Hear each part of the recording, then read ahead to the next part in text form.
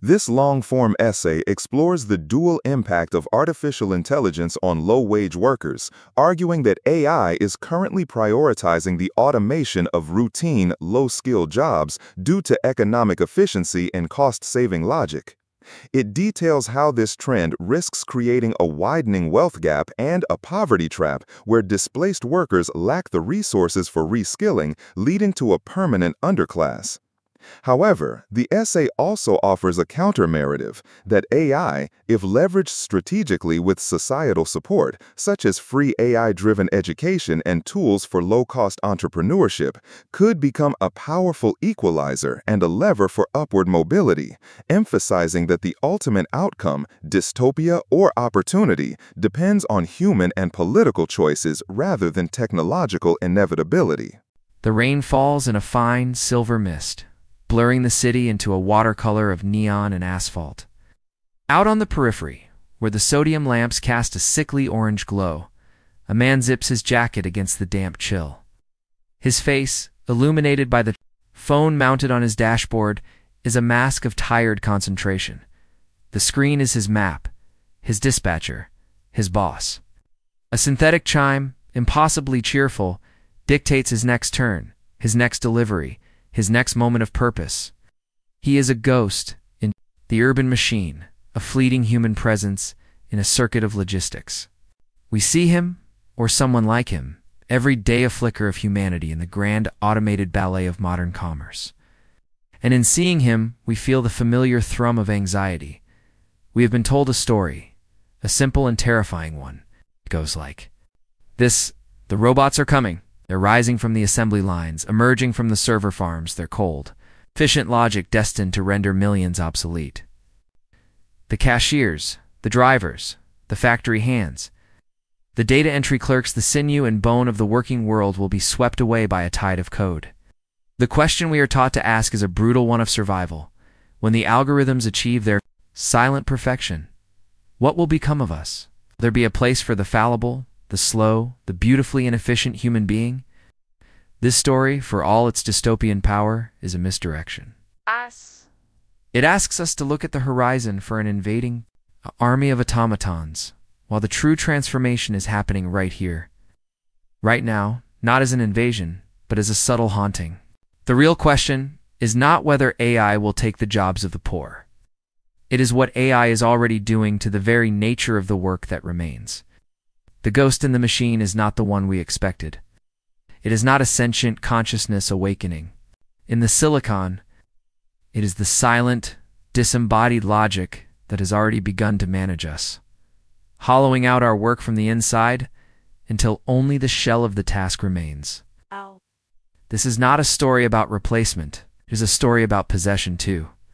Speak of a robotic takeover is to invoke a history of anxieties as old as the machine itself. We picture the Luddites, smashing the power looms in the frigid mills of 19th century England. Their sledgehammers a desperate cry against the relentless march of mechanization.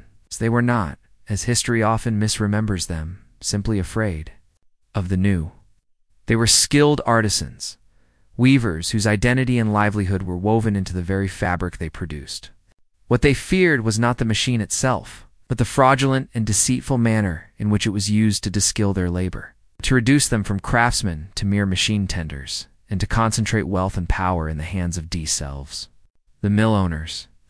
Theirs was a protest not against technology, but against a new kind of dehumanization. Does this sound familiar?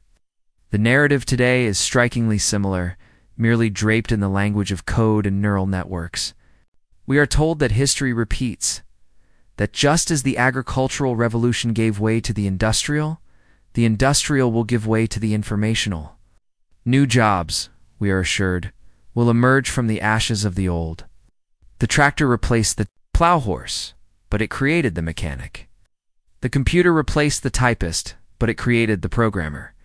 It is a comforting syllogism, a lullaby of progress that soothes our fears of obsolescence. But what if this time is different? Not in the scale of the change, but in its character. Previous technological revolutions primarily automated physical labor or routine cognitive tasks. The steam engine augmented muscle, the calculator augmented arithmetic. The goal was to make the human worker more powerful, more productive. The core of human judgment, intuition, and decision-making, the messy, unquantifiable art of work remained. Largely intact, today's AI, however, is not merely a tool. It is a management system. It targets not just the hands, but the space between the ears. It is not designed to augment the worker, but to parse, optimize, ultimately command them. The change is not a tsunami, but a change in the water's very chemistry. It does not simply wash away old jobs. It alters the molecular structure. Of the work that is left behind, the most profound impact of AI on the low-wage workforce is not a pink slip, but a digital leash. The new poverty is not the absence of a job, but the presence of a job stripped of all autonomy, all mastery, meaning the call center employee whose every word is scripted by a real-time sentiment analysis algorithm, the warehouse picker whose path is dictated to the second by a scanner, a digital phantom breathing down their neck, the gig economy driver whose earnings, roots, and very reputation are subject to the cold calculus of a faceless app. These people have not been replaced. They have been tailorized to the power of infinity. Their work has become a series of microtasks, a staccato rhythm, of commands issued by a non-human intelligence, a ghost in the global machine. There is a concept in architecture and social theory born from the mind of the 18th century philosopher Jeremy Bentham, the panopticon. It is a design for a prison in which a single guard, hidden in a central tower, can observe all inmates without them knowing if they are being watched at any given moment. The effect, as the philosopher Michel Foucault later argued, is a state of conscious and permanent visibility that assures the automatic functioning of power. The inmate internalizes the gaze of the guard, becoming their own overseer. It is a prison that runs on the mind. Now, imagine this panopticon made digital. Imagine it scaled to the entire workforce. Its tower not made of brick and mortar, but of servers humming quietly in a climate-controlled room thousands of miles away. This is the reality of the AI-managed workplace. The worker is no longer just being watched. Their every action is being measured, quantified, and fed back into a system that learns and adapts. It's constantly refining its methods of control. Gaze is no longer human. It is algorithmic. It is relentless. Consider the Amazon Fulfillment Center, a cathedral of modern logistics.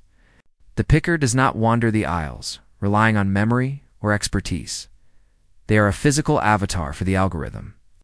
A handheld device tells them what to grab, where to find it, and the precise number of seconds they have to complete the task. To deviate is to fall behind the rate. To fall behind the rate is to risk termination. There is no camaraderie of the factory floor, no shared grievance with a human foreman. There is only the individual, the device, and the invisible. All-seeing eye of the system that tracks time off task down to the minute, mistaking a moment of exhaustion or a brief conversation for a punishable inefficiency or step. Into the world of the freelance content moderator, one of the most psychologically brutal jobs of the digital age. Hidden from view, these workers are the janitors of the internet, paid to view and categorize the graphic violence, hate speech, an exploitation that AI filters cannot yet parse with perfect accuracy. Here the algorithm is not just a manager, but a tormentor, feeding them an endless, high-speed stream of humanity's worst impulses. Their performance is measured in clicks per hour, their accuracy scored by the same system that failed to catch the content in the first place. They are human shields, placed between the sanitized digital worlds we inhabit and the raw sewage that flows beneath them, all while being managed with the same detached efficiency as a sorting machine. In these spaces, what is being eroded is not just a wage or a job title, it is the human capacity for judgment. The space for improvisation, for learning through error, for the subtle dance of experience that we call skill, systematically engineered out of existence. The system does not want your creativity, it wants your compliance. It does not want your intuition, it wants your motor functions. The worker becomes a sensor, a pair of hands and eyes for an intelligence that has none of its own. Their body a temporary vessel for a will that is not their own. This is the quiet violence of the algorithmic workplace. It does not fire you, it rewrites you. What is a skill? We think of it as a practiced ability, a craft honed over time. The carpenter who can feel the grain of the wood, it's the chef who knows by scent when the sauce is perfect, the mechanic who can diagnose an engine's ailment by its cough. These skills are built on a foundation of what the philosopher Michael Polanyi called tacit knowledge, the things we know but cannot tell. It is a deep, embodied understanding that transcends a list of instructions. It is the soul of craftsmanship. AI-driven management wages a silent war on this tacit knowledge. It operates on a principle of radical decomposition. It takes a complex craft, say, delivering a package across a city, and shatters it into 1,000 discrete, measurable, and optimizable data points. The driver's intimate knowledge of back alleys, traffic patterns, and the rhythm of the city is rendered obsolete by the GPS. Their social skill in dealing with a difficult customer is flattened into a 1 to 5-star rating. The holistic act of being a good delivery driver is atomized into a set of performance metrics: acceptance rate, time percentage, customer feedback score. The worker is no longer asked to possess a skill. They are asked to execute a script. The task is hollowed out, its rich, tacit core replaced by explicit, machine-readable instructions. This process creates what the anthropologist David Graeber might have called a new form of bullshit job, not because the work is useless, but because the human performing it has been rendered intellectually inert. They are a cog, and the tragedy is that they are a thinking, feeling cog in a machine that demands they do neither. This de-skilling has a profound social consequence. It creates an ever-widening chasm between two classes of work. On one side are the creators, the programmers, the system architects, the data scientists who design and command the algorithms.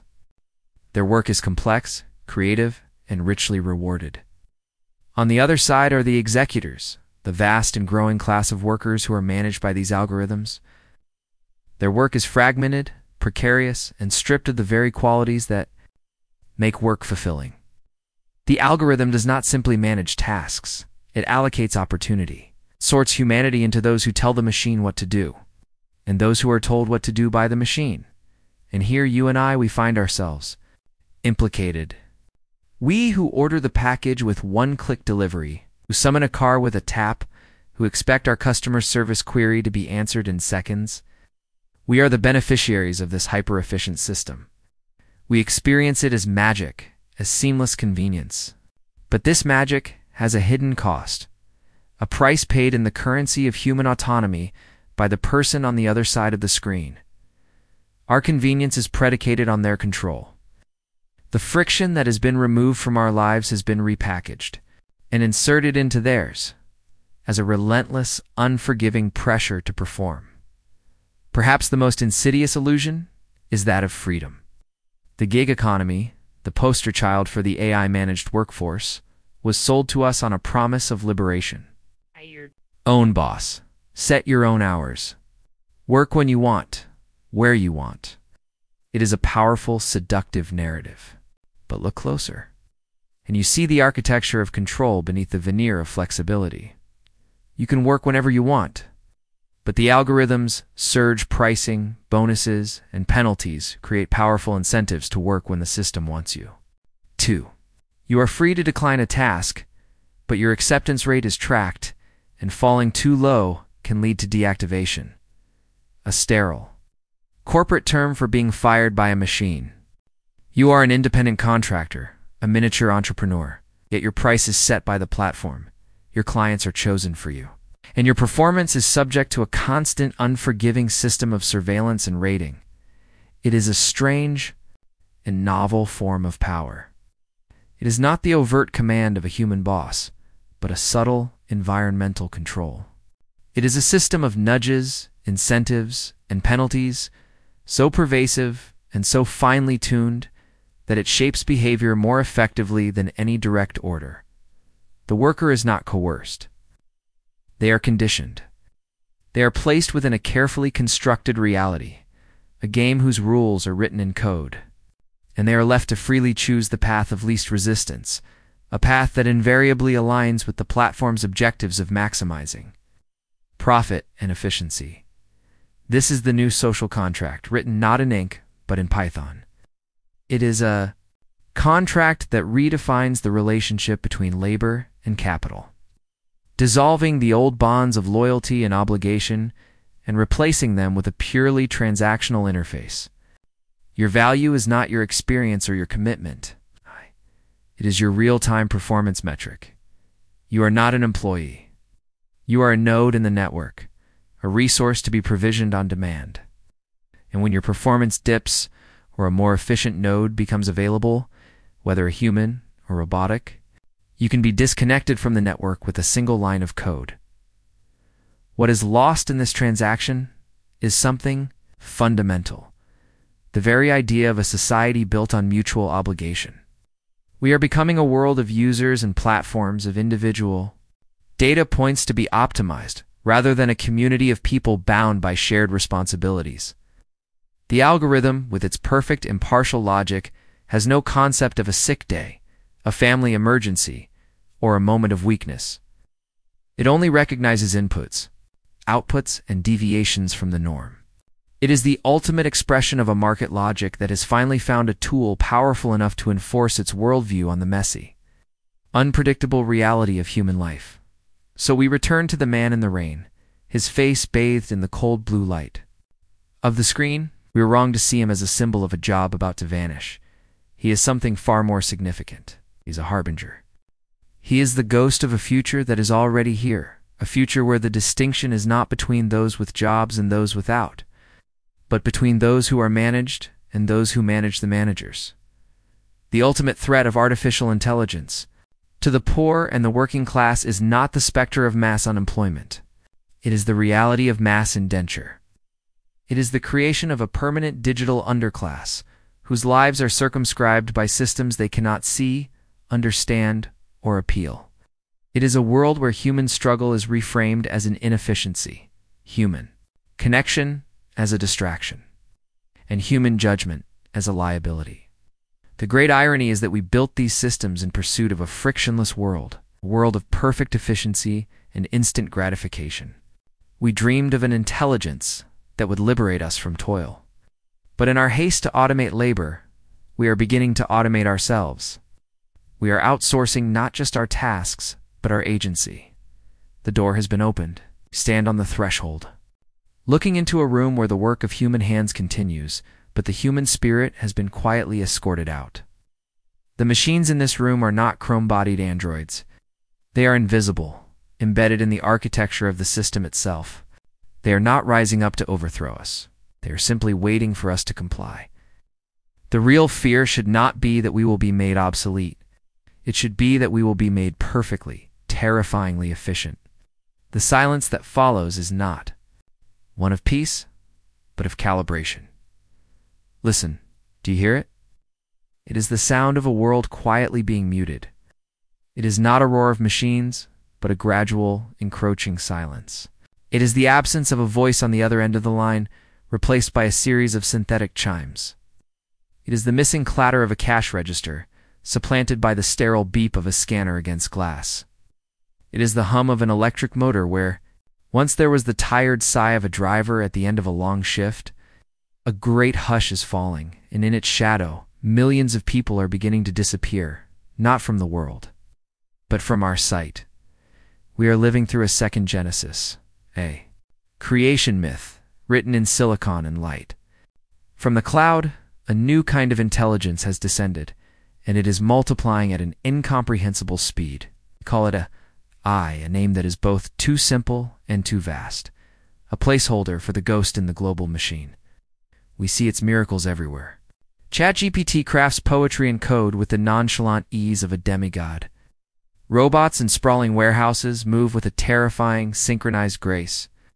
Automation, once the clumsy automaton of the factory floor, now flows like water into every crack and crevice of our service economy. The future, we were told, is finally here. But this new creation story has a dark undercurrent, a verse written for those who will not be part of its new heaven and new earth. We are told this is a story of progress, of liberation from toil. Yet look closer at the spirits being exercised. The chatbot, with its flawless grammar and infinite patience, is learning to perfectly mimic the empathy of the call center agent, a job held by those for whom a steady voice is their primary asset. The sleek, self-checkout kiosks that now dominate our supermarkets are silent monuments to the cashier, whose small talk and nimble hands were once a small but vital part of a community's daily rhythm. The autonomous trucks, thundering down highways in platoons of perfect data-linked efficiency, are practicing the eulogy for the long-haul driver. That lonely sentinel of the asphalt arteries. Notice the pattern. These are not the jobs of kings or philosophers. They are the jobs of the precarious, the low-wage, the easily replaceable. They are the footholds on the sheer cliff face of the economy, the places where a person with a high school diploma and a willingness to work could find purchase. The great wave of artificial intelligence is not, as some feared, coming for the artists and the thinkers first. It is a tsunami gathering force at the bottom of the economic ladder. Its first and most devastating impact will be to wash away the ground from beneath the feet of the poor. The central question of our time is not whether we can create a machine that thinks. It is what happens to a society when the work of its most vulnerable people is deemed to have no value. A machine cannot replicate and then exceed. We tell ourselves a story to make sense of the disruption. It is a comforting, cyclical narrative, borrowed from the past. The loom replaced the weaver, but created the mechanic. The automobile replaced the carriage driver, but created the assembly line worker and the suburban developer. It is the sacred myth of technological capitalism. For every job destroyed, a new and better one shall be born. It is the theory of creative destruction, a promise that the rubble of the old world will serve as the foundation for the new. We cling to this story because the alternative is too terrifying to contemplate. But what if this story is a lie? Or, more subtly, what if it is a truth that no longer applies? The technological revolutions of the past were, for the most part, revolutions of muscle. The steam engine, the cotton gin, the assembly line, these were technologies that augmented or replaced human and animal strength. They were loud, physical, and profoundly dumb. They required new classes of humans to operate, maintain, and manage them. The skills they displaced were largely manual, and the skills they created, while different, were often accessible to the same populations through training and adaptation. The AI revolution is a different beast entirely. It is not a revolution of muscle, but of mind, or at least, of the routine cognitive tasks that were once the exclusive domain of the human brain. The new machines are not merely strong, they are clever. They do not just lift, they learn. The chatbot does not just follow a script. It analyzes sentiment, accesses vast databases, and customizes its response in milliseconds. The self-driving car does not just follow a track, perceives its environment, predicts the behavior of others, and makes millions of micro-decisions. Every second, this is the crucial, terrifying difference. The skills being automated now are not just physical. They are entry-level cognitive skills, pattern recognition, information retrieval, rule-based decision-making, basic communication. These are the very skills that have, for the last half-century, formed the bedrock of the service economy. The new jobs being created, the data scientists, the machine learning engineers, the AI ethicists require a level of abstract, analytical, and technical education that is orders of magnitude beyond the reach of the person whose cashier job has vanished. We are not witnessing a simple substitution of one kind of labor for another. We are witnessing a great decoupling. For the first time in history, the engine of economic growth may no longer require a mass workforce of moderately skilled human beings to function. The cycle is broken. The ladder has been pulled up. Creative destruction requires that the displaced have somewhere to go. But what if this time, the new world is being built without an entrance for the inhabitants of the old? We are not just automating tasks. We are automating the opportunity to climb. There is a concept in ecology called a trophic cascade.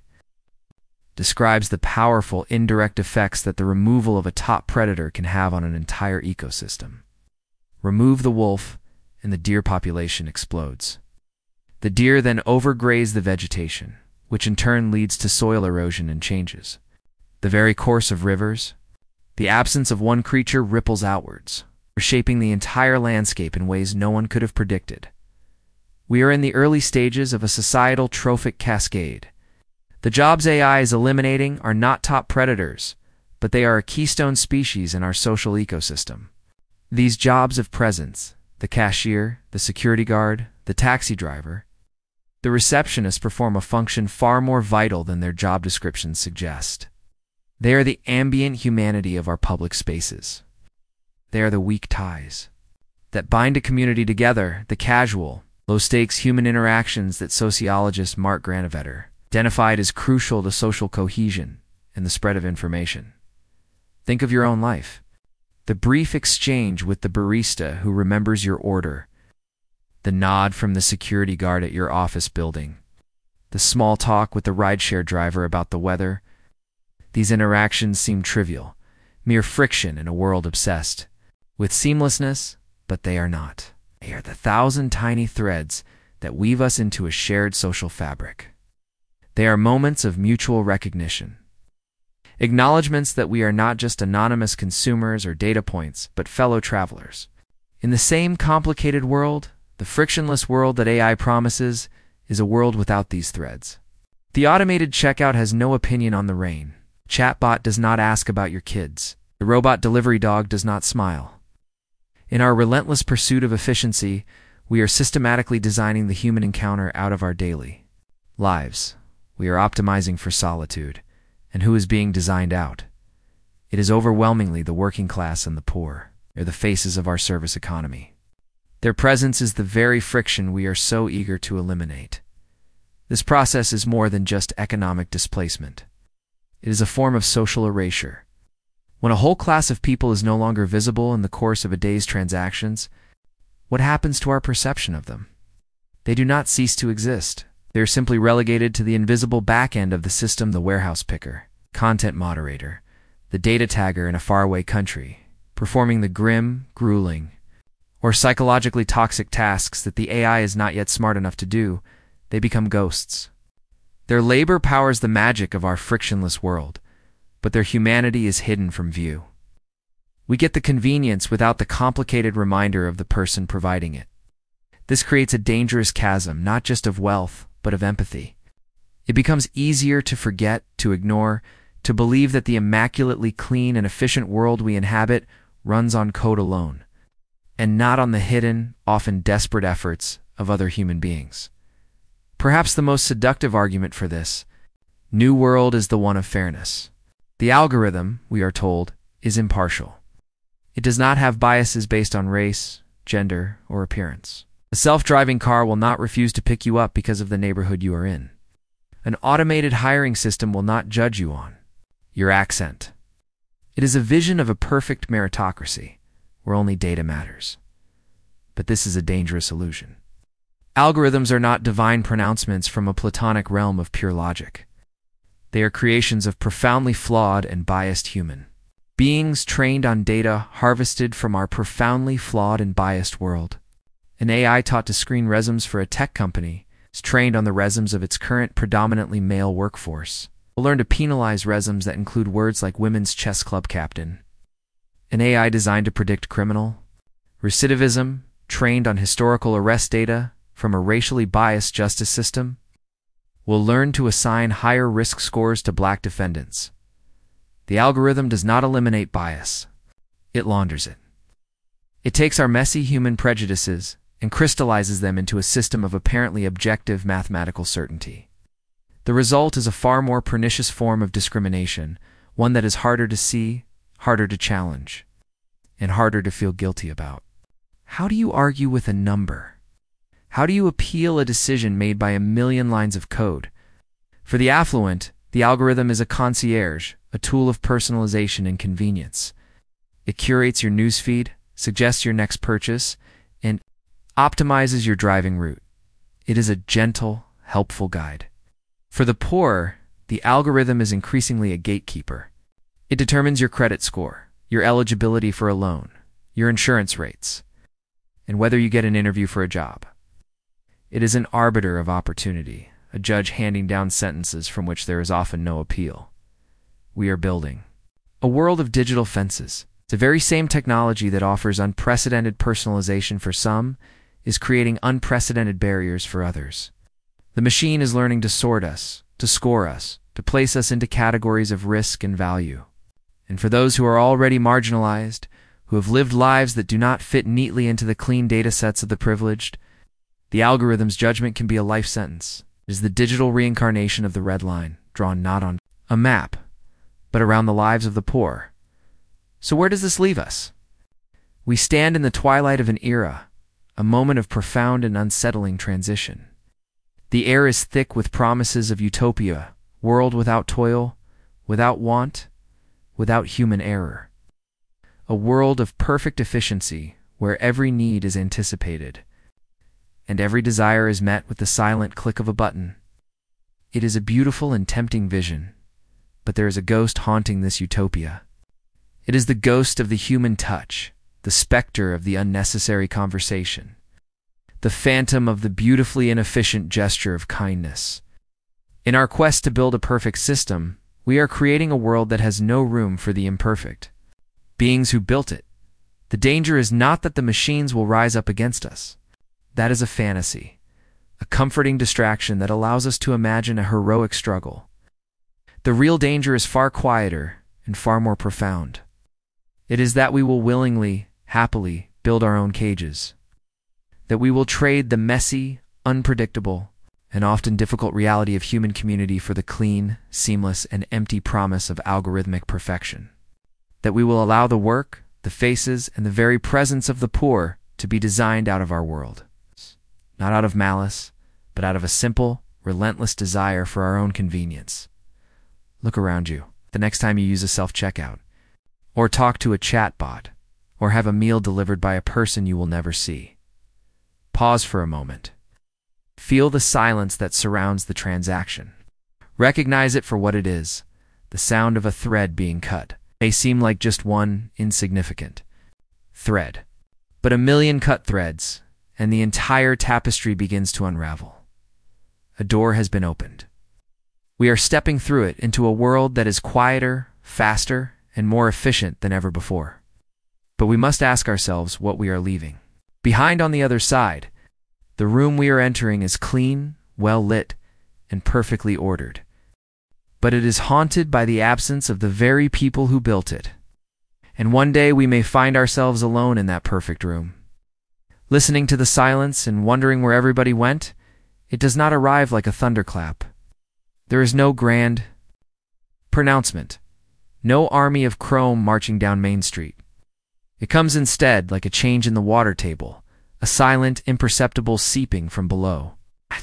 It is a force that does not seek the fortified castles of the powerful or the ivory towers. Of the learned, it flows, as water always does, to the lowest ground. It seeks the path of least resistance. And in the intricate, terraced landscape of our economy, the lowest ground is where the poor live and work. We have been mesmerized by the magic of this new intelligence. This disembodied ghost we call AI. We see it conjure art from thin air, write symphonies from a simple prompt, and debate philosophy with unnerving coherence. We look at these marvels and ask, when will it come for the artists, the lawyers, the CEOs? But this is the wrong question. It is the question of a spectator watching a drama from a safe distance, unaware that the foundations of the theater itself are being quietly dissolved. The real, urgent question is not about the peak of the pyramid, but its base. The truth, as stark and cold as a winter morning, is that artificial intelligence is not a neutral force.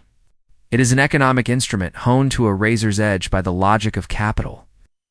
And that logic dictates a simple, brutal truth. You start with the easiest, most profitable targets.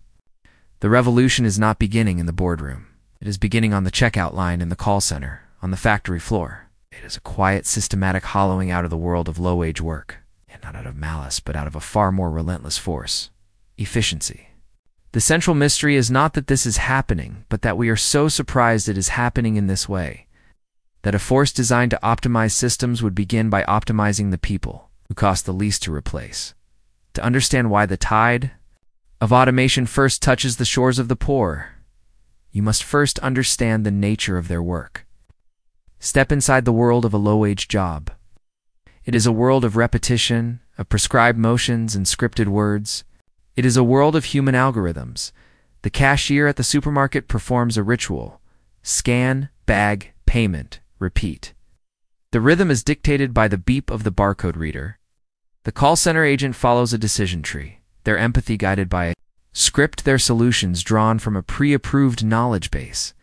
The warehouse worker walks a path worn by 1,000 identical shifts, their movements a physical incantation to summon a product from a shelf.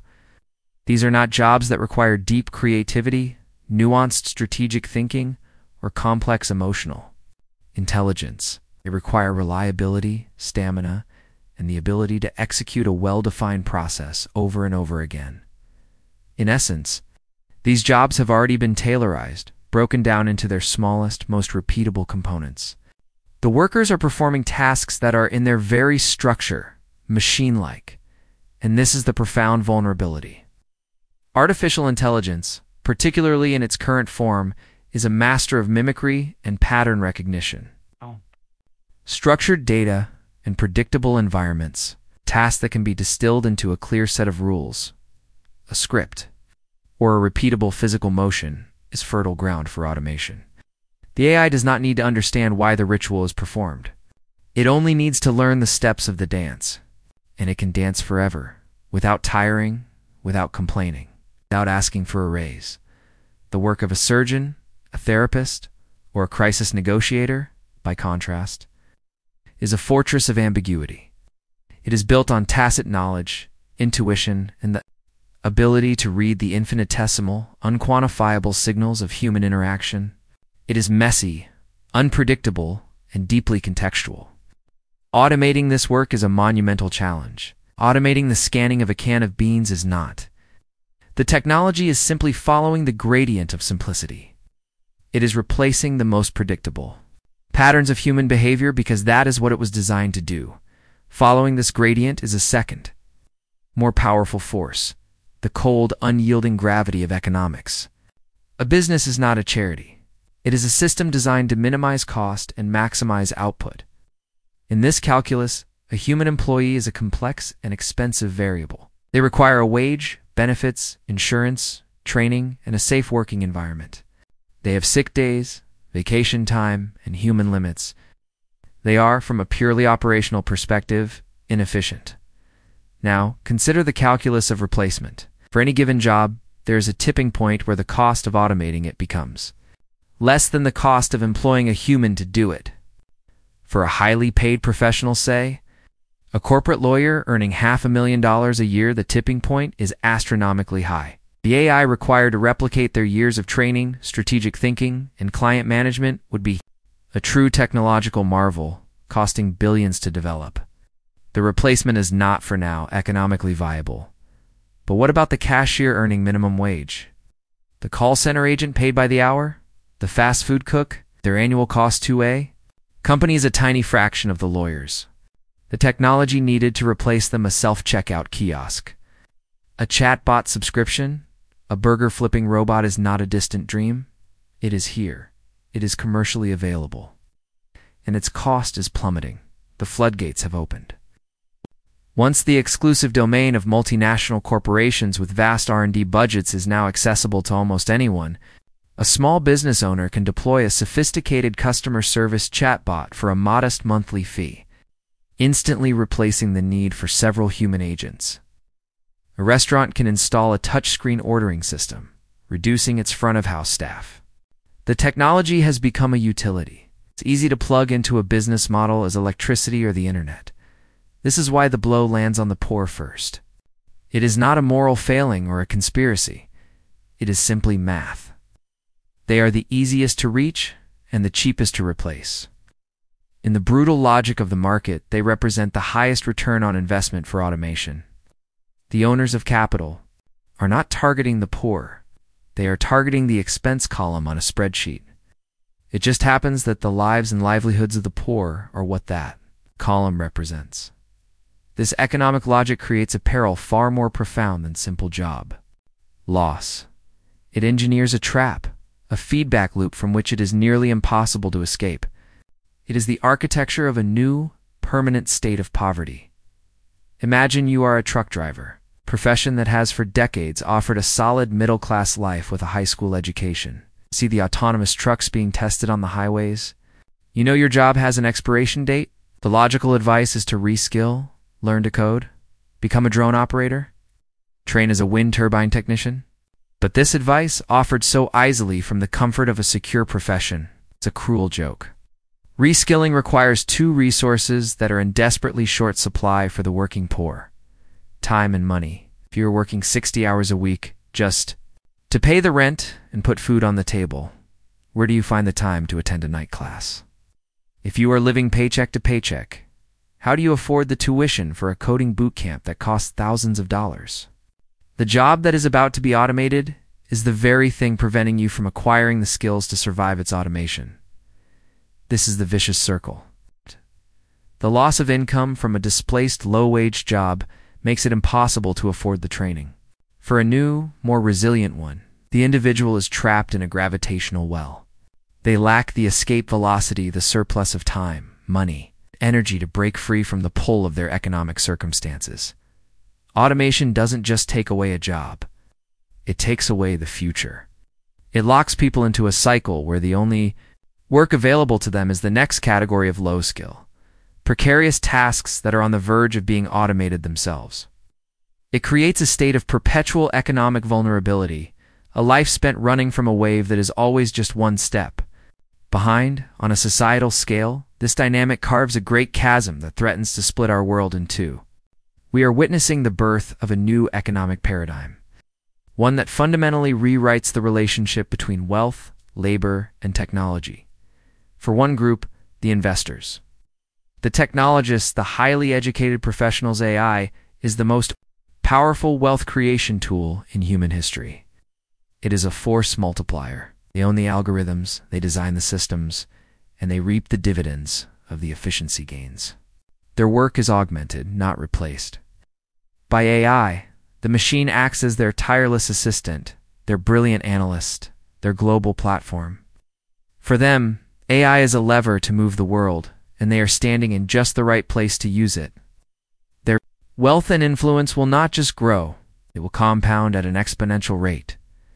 For the other group, the former cashiers, the displaced drivers, the obsolete factory workers, AI is a force of exclusion. It is the wall that separates them from meaningful participation in the economy. Their labor, once a necessary component of the system, becomes a superfluous cost. They are not augmented, they are excised. They are pushed to the margins, into the insecure gig economy, into welfare systems not designed for this scale of disruption, or into the unseen ghost work of data labeling and content moderation that powers the very systems that displace them.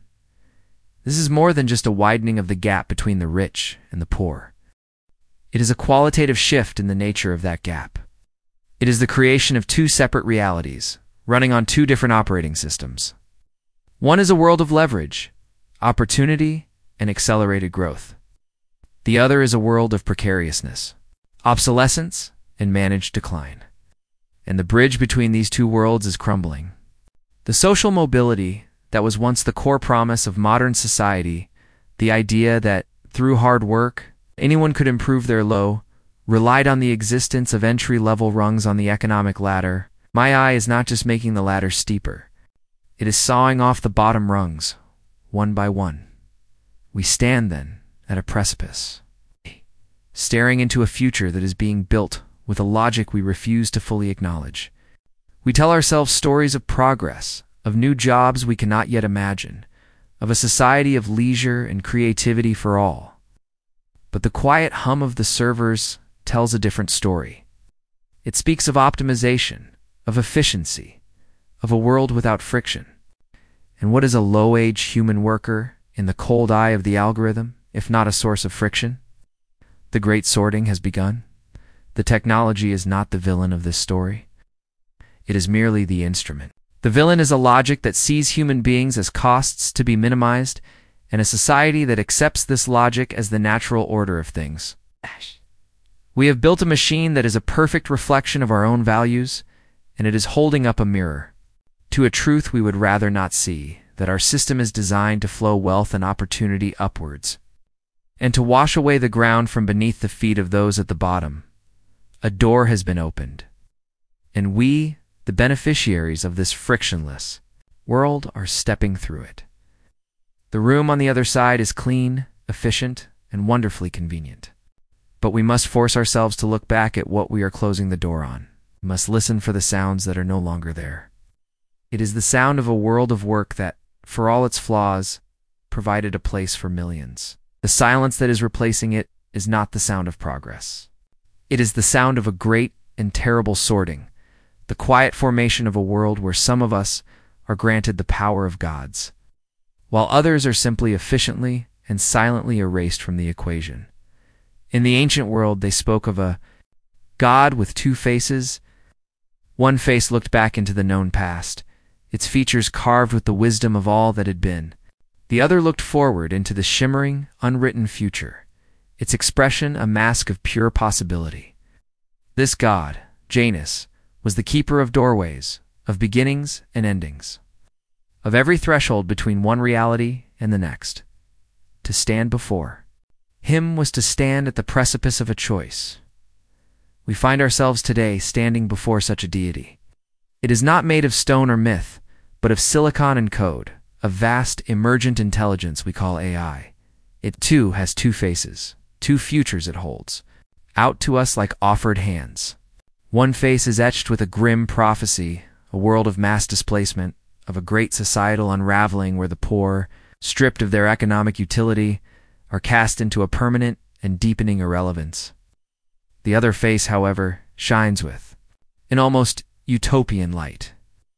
It speaks of a world where the very tools that could create this dystopia might instead become the most powerful instruments of liberation and equality ever known.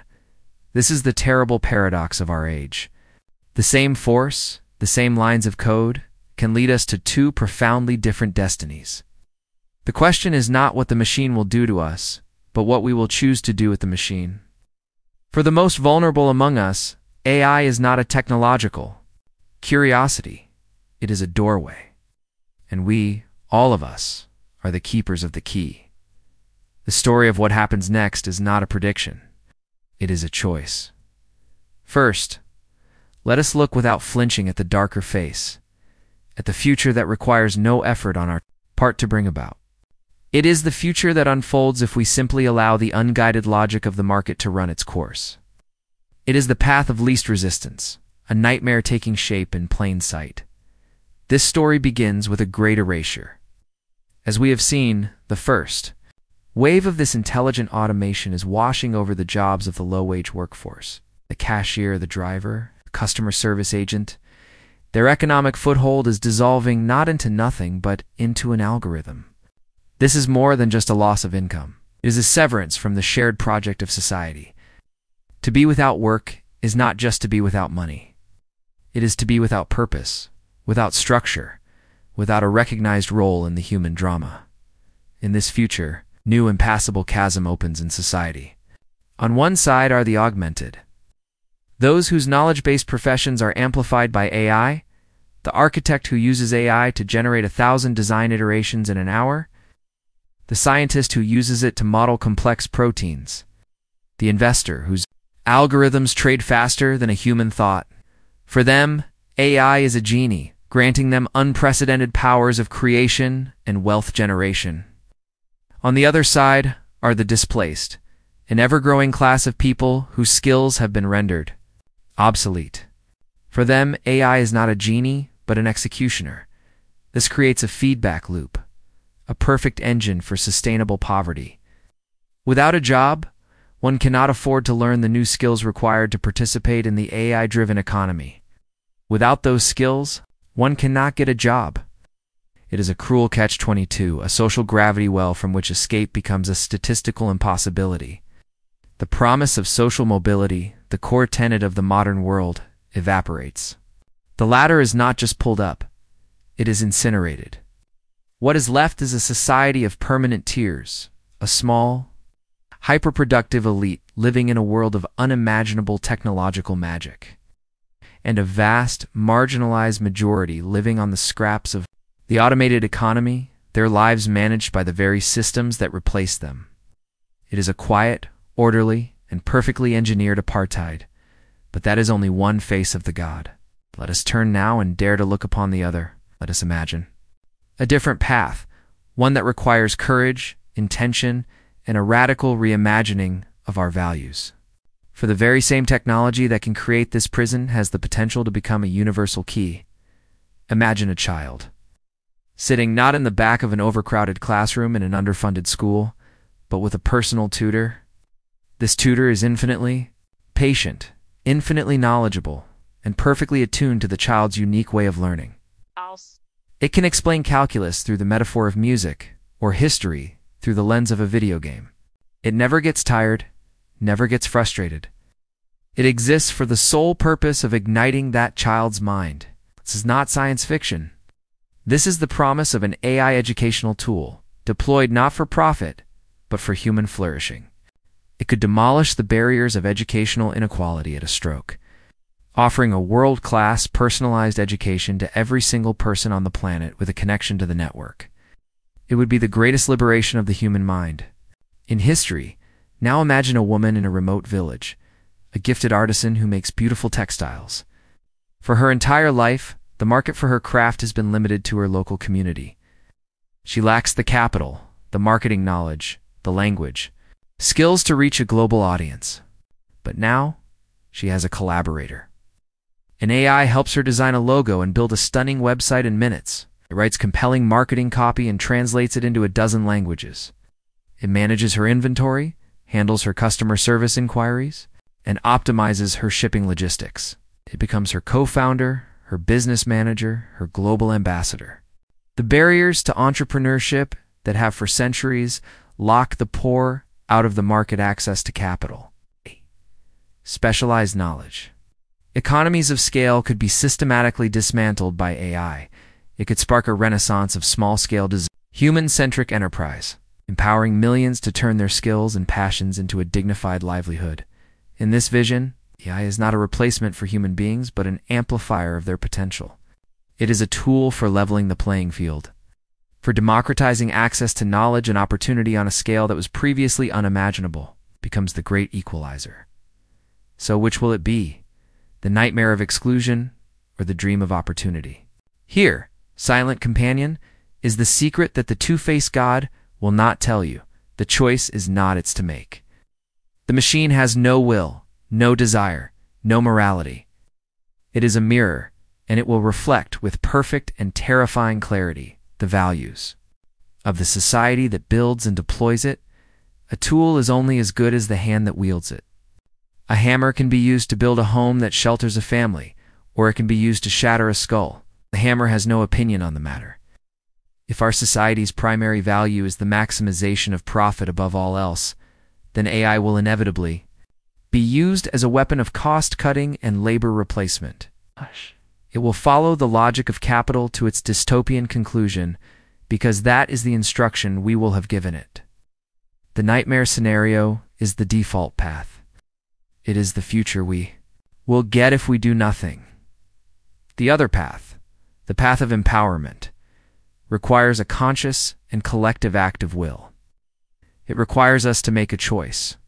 It demands that we see these powerful new tools not as instruments of private profit, but as public utilities, as a shared infrastructure for the betterment of all.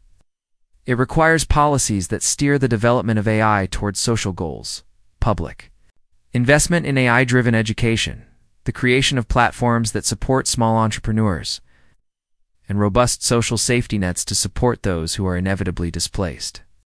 It requires us to embed our human values, compassion, fairness, dignity into the very architecture of the systems we are building. This is not a technological problem. It is a political and a moral one. The most important question we can ask about any new AI is not what can it do, but who does it serve and who does it empower? If a new technology only serves to make the powerful more powerful, then it is not progress. It is merely the acceleration of inequality. And so, we are left standing on the threshold. Before us are the two doors, the two faces, the two possible worlds contained within the humming circuits of this new machine. The air is still, the future is unwritten. We are the ones who must choose the path. The question I leave you with is not a speculative one. It is a deeply personal one, a question that implicates us all. Will AI be a nightmare or an opportunity for the poor? The answer you give is not a prediction of the future. It is a statement about the world you want to live in. To believe in the nightmare is to absolve yourself of responsibility, to accept that the cold logic of the market is an unstoppable force of nature. It is an act of surrender. To believe in the possibility of opportunity, however, is to accept a profound burden. It is to insist that the future is still a human creation, a thing to be built, not merely endured. It is to declare that the purpose of our most powerful tools should not be to replace our most vulnerable people, but to uplift them. The choice is ours. It is in the policies we advocate for, the companies we support, the social contracts we demand, and the future we dare to imagine for one another. The God of the doorway is watching us, its two faces, a silent testament to the stakes of our decision. The machine is waiting for its instructions. We, in our terrifying, consequential silence, are its authors. The water is rising, not with the fury of a tsunami, but with the silent, inexorable creep of a tide in a world where the moon has gone mad. It seeps through the floorboards of the old economy, stains the walls of our most trusted institutions, and laps at the foundations of what we once called a stable life. For many, this is still a distant rumor, a problem for the future, but for the poor, the water is already at their knees. They are the inhabitants of the low-lying lands, and their world is the first to be submerged. We have stood on the shore and watched this tide of artificial intelligence gather force. We have chronicled its power to displace, to dismantle, to erase, but to chart the path of a flood is not enough. The time for mere observation is over. To stand mesmerized by the approaching wave is to drown. The urgent, terrifying, and perhaps hopeful task before us now is not to map the disaster, but to build the ark. This is not a story about finding a way back to dry land. There is no dry land to return to. This is a story about a necessary metamorphosis. It is about learning to breathe water. The solutions to the crisis of AI and inequality will not be found in resisting the tide, but in learning to sail upon it. This requires a new kind of vessel, built from skills the machines cannot mimic. A new kind of chart, drawn by a society that refuses to let its most vulnerable sink.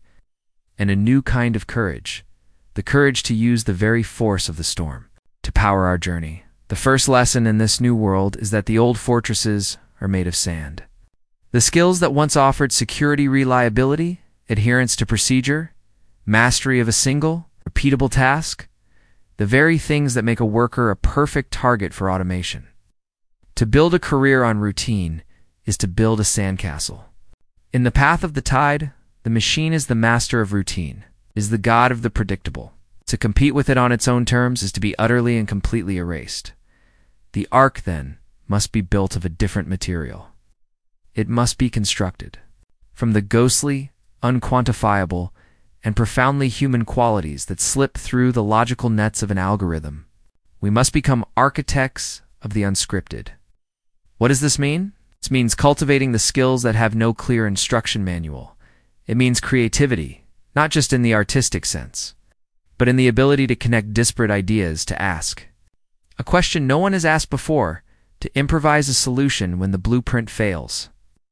The machine can generate 1,000,000 variations on a theme, but it cannot have the initial inexplicable spark of a truly new idea.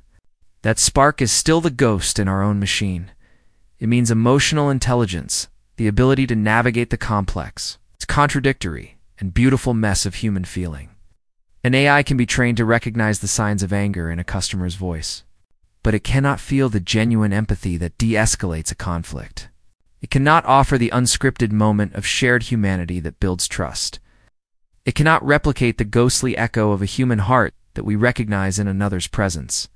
And it means deep, critical, interdisciplinary thinking, the ability to understand not just the how of a system, but the why. The machine can optimize a supply chain, but it cannot question whether the supply chain itself is ethical. It can identify a pattern in data, but it cannot grasp the historical and cultural context that gives that pattern its meaning. This is the work of the humanist, the philosopher, the ethicist roles, that suddenly seem not like luxuries, but like essential navigational instruments. To survive, we must invest in the things the machines do not understand. But here we encounter a brutal paradox. To ask a person whose world is flooding to single-handedly build their own ark is a counsel of despair. This cannot be a purely individual quest. A person working to low-wage jobs to stay afloat does not have the time, the resources, or the energy to reinvent themselves from the ground up. The metamorphosis of the workforce must be a collective project. It is the fundamental task of society. In its governments in the 21st century, we speak of reskilling, but the word is too small, too sterile for the task at hand. It suggests a simple software update, a patch for an outdated worker. What is required is not a patch, but a new operating system. We need to tear down our educational models, which were designed for the industrial age to produce compliant, rule-following workers and rebuild them from scratch. The new curriculum must be founded on teaching curiosity, creativity, and critical thought from the earliest age. We must stop training human calculators and start cultivating human artists and philosophers. This requires a massive, coordinated investment. It means free, accessible, and continuous education for all citizens, not as a one-time fix, but as a lifelong process. Imagine public transformation centers where a former truck driver can learn the principles of design thinking. Or a laid-off factory worker can be trained in elder care, a profession rich in the emotional labor that machines cannot replicate. Imagine a social safety net so strong that it gives people the security to take risks, to learn, to transition, to fail, and try again. This is not a fantasy of a welfare state. It is a pragmatic necessity for national survival. A society that allows a vast portion of its population to become economically irrelevant is a society that is sowing the seeds of its own collapse. To refuse to build these collective arcs is to sentence millions to drown, and in doing so, to ultimately sink the entire ship. It is an architecture of hope we must build, or we will all perish in the ruins of our own indifference. Yet even this may not be enough. What if the most radical path is not to build a vessel to protect us from the water, but to learn to harness its power? The great unsettling secret of this new age is that AI is not just the flood. It is also the current, and it can carry you. The most powerful tool of empowerment for the individual may be the very technology that threatens them. For the first time in history, the means of production, at least in the digital realm, are becoming nearly free. Can act as the great equalizer, a force that allows a single individual to command the power that once belonged only to massive corporations. Imagine a freelance graphic designer in a small town. A decade ago, they would have had to compete with huge agencies. Now, they can use AI to generate creative briefs, to automate their bookkeeping, to write their marketing emails, and to manage their social media presence. The AI becomes their tireless business partner, their administrative assistant, their global marketing firm. It handles the 90% of the work that is drudgery, freeing the human to focus on the 10% that is genius, the client relationship, the creative strategy, the final artistic touch, or consider the small online merchant. They can use AI to analyze market trends, to design products, to negotiate with suppliers, and to run hyper-targeted advertising campaigns with a precision that was once the exclusive domain of giants like Amazon. It is a form of digital jujitsu, using the weight and momentum of the system to one's own advantage. This is the path of active engagement, not passive survival. It requires a shift in mindset from seeing AI as a hostile invader to seeing it as a powerful, if dangerous, collaborator. It is about learning to prompt, to question, to guide the machine. It is becoming not a cog in the machine, but the ghost. In it, the human intelligence that directs the vast power of the non-human one. This may be the ultimate human skill, the art of the human-AI partnership. So we stand before this rising sea with a trinity of choices. Threefold path, that is. Not a choice of one, but a braid of all. We must change ourselves, cultivating the deep human skills that are our unique birthright. We must change our society, building the systems and safety nets that allow everyone the chance to make that personal transformation. And we must change our relationship with the technology itself, seizing it as a tool of personal liberation. This is a path forward. It is difficult. It is uncertain. But it is a path of agency, a refusal to be a passive victim of history. And yet, a quiet, unsettling question remains, a whisper in the heart of this new hope. We build our ark from the wood of creativity and empathy, believing these to be uniquely human. We learn to sail by the stars of our own ingenuity. But the machine is learning too. Every day it gets better at mimicking the things we thought were sacred. It learns to write poetry that can make us weep. It learns to compose music that stirs the soul. It learns to simulate a caring voice with unnerving perfection. We are in a race with our own reflection, and the reflection is getting faster. The fear is not just that the water will rise. The fear is that one day the water itself will learn to build a better ark. The door has been opened.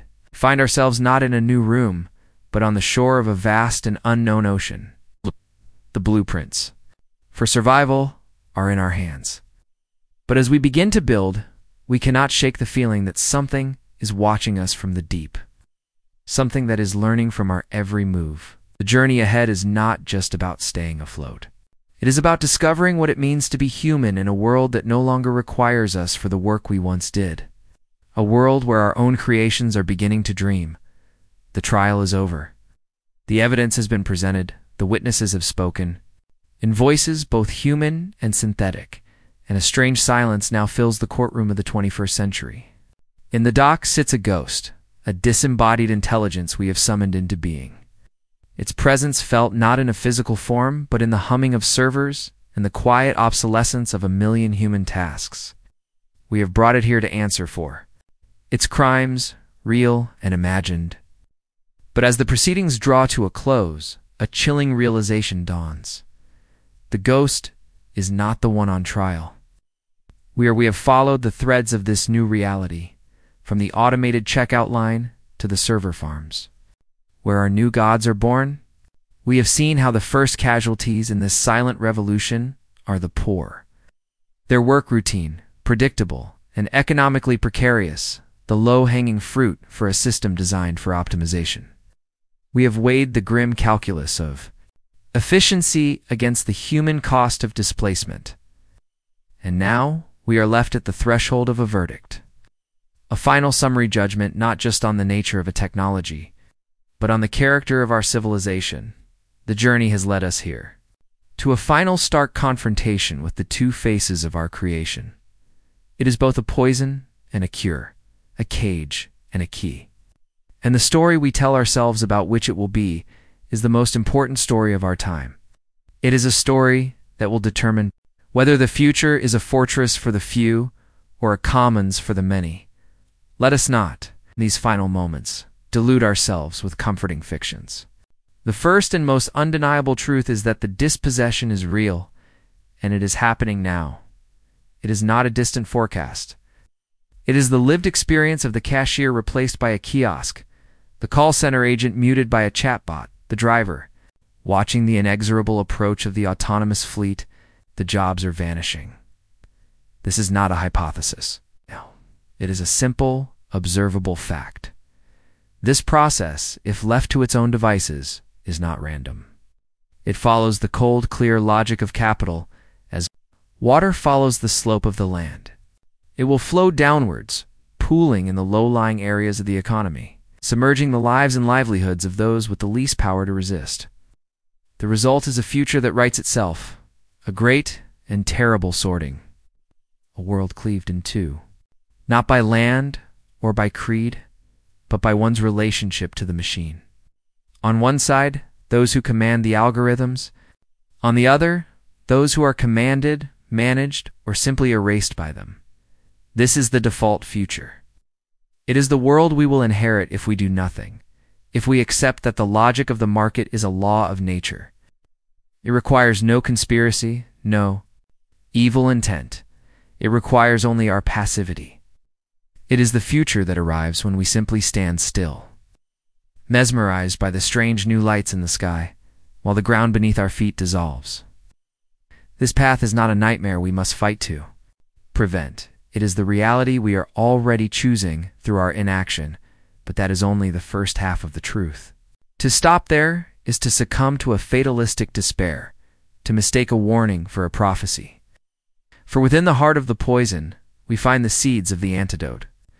The very force that threatens to create a permanent underclass holds within it the unprecedented power to dismantle the very structures of poverty itself. This is the maddening, beautiful, and terrifying paradox of our creation. The machine can be a lever. We have seen the shape of this other future. It is a world where an AI tutor, tailored to the unique mind of a single child, makes a world-class education a universal human right, erasing the accident of birth as a barrier to knowledge. It is a world where a village artisan armed with an AI business partner can reach a global market, transforming their craft into a sustainable livelihood without the need for capital or corporate intermediaries. It is a world where the tools of creation, of enterprise, of knowledge are not hoarded by the few, but distributed to the many, as abundant and accessible as the air we breathe in this future. AI is not a tool of replacement, but a tool of empowerment. It automates not the human, but the barriers that have historically held the human back. It handles the drudgery, the bureaucracy, the complexity, freeing us to focus on the things that only we can do, to create, to connect, to care, to dream. This is not a utopian fantasy. It is a technological possibility. The tools to build this world are not coming. They are already in our hands, so we come to the final simple question that has haunted our journey from the beginning. Does artificial intelligence steal the jobs of the poor? The answer we can now see is a devastating paradox. As if we stand still. If we are passive objects in a story written by the unthinking logic of efficiency, then our work, our purpose, and our dignity will be stripped away, leaving us as ghosts in a world that no longer requires our presence. The machine will take everything we let it take, but if we refuse to be objects, we become the authors of our own story. If we learn to wield this new fire and bend it to our wilt, then the answer is a resounding no. If we use this intelligence not to replace human beings, but to augment their capabilities, then AI can become the most powerful path out of poverty ever conceived. It can be the key that unlocks the door that has been barred for generations. The machine, you see, has no preference. It is a force without a will, an engine without a destination. It will amplify the intentions we feed into it. If we feed it a diet of pure profit motive, it will create a world of perfect, brutal inequality. If we feed it our values, our hopes, for a more just, more creative, and more humane world, it will help us build that world. The choice is, and has always been, ours. It is not our technology that will save or condemn us. It is our character. We leave the courtroom and step out into the uncertain light. The verdict has not been read because we are the ones who must write it. It is written in the policies we demand from our leaders, in the companies we choose to support, in the educational systems we design for our children. It is written in the small, daily choices we make about the kind of world we want to inhabit. The ghost we summoned is no longer in the dock. It walks beside us now, a silent, powerful companion. It is a mirror, and in its shimmering, data-rich surface, we can see our own reflection. Our fears, our hopes, our limitations, and our boundless potential. What happens next is not a technological inevitability. It is a moral test. And so I leave. You here on the threshold of that future with the weight of that choice in your hands. What do you think? Will this new intelligence be the force that saves the poor, or the one that finally and irrevocably destroys them? Your answer matters.